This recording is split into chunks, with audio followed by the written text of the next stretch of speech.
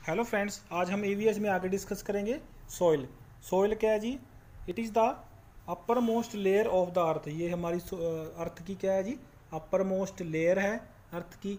It is more precious of our resources. ये सभी resources से ज़्यादा क्या है जी? प्रेशियस रिसोर्स है, मतलब इंपॉर्टेंट रिसोर्स है। Because it supports the whole life system. ये हमारे सभी लाइफ सिस्टम को क्या करता है? सपोर्ट करता है। प्रोवाइड्स फूड एंड फॉडर, हमें फूड एंड फॉडर प्रोवाइड्स करता है in the form of vegetation, vegetation की फॉर्म्स में। और stores water which is essential for life, और वाटर को स्टोर करके रखता है जो कि हमारी लाइफ के लिए बहुत क्या है जी? असेंशियल है। It possesses rich organic matter and mineral nutrients. इसमें रिच ऑर्गेनिक मैटर प्रेजेंट होता है और मिनरल न्यूट्रिएंट्स क्या होते हैं जी? प्रेजेंट होते हैं। तो आपको समझ लग गया होगा इस सोइल के बारे में। आगे चलते हैं जी।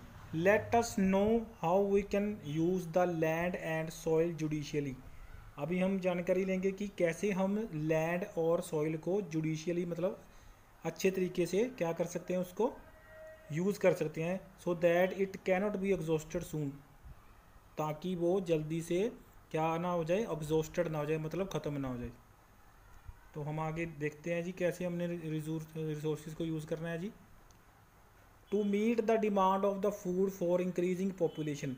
इंक्रीजिंग पॉपुलेशन की फूड की डिमांड को मीट करने के लिए हमें क्या करना पड़ेगा जी? पहला है जी restore the productivity of the soil. हमारी सॉइल की प्रोडक्टिविटी को क्या करना पड़ेगा जी? रिस्टोर करना पड़ेगा, मतलब दोबारा वहीं पे उसकी प्रोडक्टिविटी को लाना पड़ेगा। मिनिमाइज द सॉइल इरोजन, और सॉइल इरोजन क्या क्या करना पड़ेगा जी? सॉइल इरोजन को मिनिमाइज करना पड़ेगा, मतलब कम से कम सॉइल इरोजन करना पड़ेगा। तो ये अगर दो फैक्टर्स हमने कर लिए तो हम क्या करेंगे जी? आने वाली फूड डिमांड को क्या कर पाएंगे? मीट कर पाएंगे। The over use of soil without rest makes it deficient in essential nutrients and soil loses its fertility.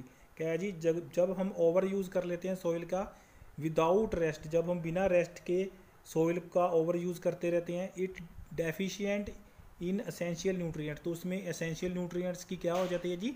Deficiency हो जाती है। And soil loses its fertility, और सॉइल अपनी फर्टिलिटी क्या कर लेती है जी?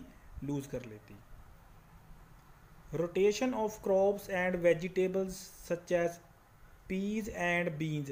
हमें तो इसको बचाने के लिए हमको क्या करना पड़ेगा जी? रोटेशन करना पड़ेगा। Rotation of crops and vegetation such as peas, peas मटर होते हैं, peas beans can remove the deficiency of nutrients. इसको लगाने से हमारी जो सॉइल की न्यूट्रिएंट डेफिशिएंसी है वो क्या हो जाएंगी जी? रिमूव हो जाएंगी। They add nitrogen to the soil, और ये सॉइल में क्या ऐड कर देंगे जी? नाइट्रोजन ऐड कर देंगे। विच इंक्रीजेज इट्स बाइंडिंग प्रॉपर्टीज़, जो उसकी binding properties, soil binding properties को बढ़ा देगा और उसकी प्रोडक्टिविटी को भी क्या कर देगा जी? बढ़ा देगा। The use of organic fertilizers, biopesticides and integrated pest management can also maintain the productivity of the soil. तो जब हम ऑर्गेनिक फर्टिलाइजर यूज़ करते हैं या बायोपेस्टिसाइड्स यूज़ करते हैं या इंटीग्रेटेड पेस्ट मैनेजमेंट यूज़ करते हैं, तो उसके साथ भी हमारी सॉइल की प्रोडक्टिविटी क्या हो जाती है जी? बढ़ जाती है। तो ये आपको सारे याद रखने हैं जी। इसमें नाइट्रोजन फिक्सेशन में कौन से प्लांट्स हेल्प करते हैं? पीज हेल्प करते हैं, बीन्स हेल्प करते हैं, आगे क्वेश्चन में आ सकता है जी। तो उसको आपको याद रखना है जी।